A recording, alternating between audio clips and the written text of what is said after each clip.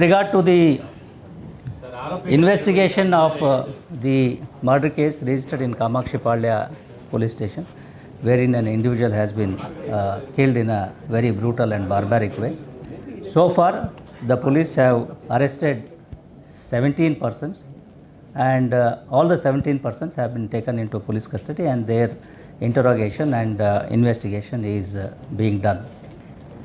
Considering the importance, significance and the sensitivity of the case, the investigation has been handed over to a Assistant Commissioner of Police level officer.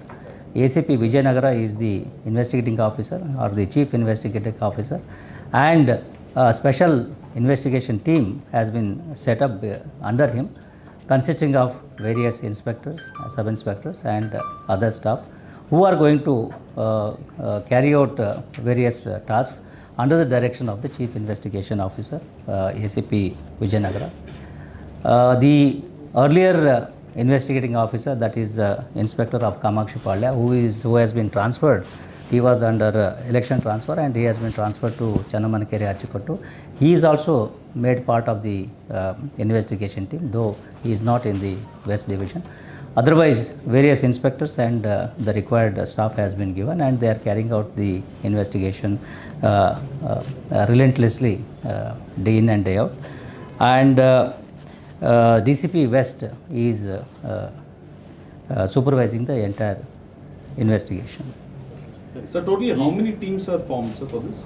The number of teams is not there. The inspectors are carrying out various parts of investigation. Like one inspector is looking after the Chitraturga aspect, the other is looking after the city, one inspector is looking after the technical aspects. So that's how we have divided the work. Plus we have also taken the help of forensic science laboratory officials and also our scene of crime officers, what we call SOCO officers. Sir, was Pavithra also present there when he was the Renukaswamy? The part of the investigation I won't be answering. It's all part of the investigation. We are not here to conduct interrogation.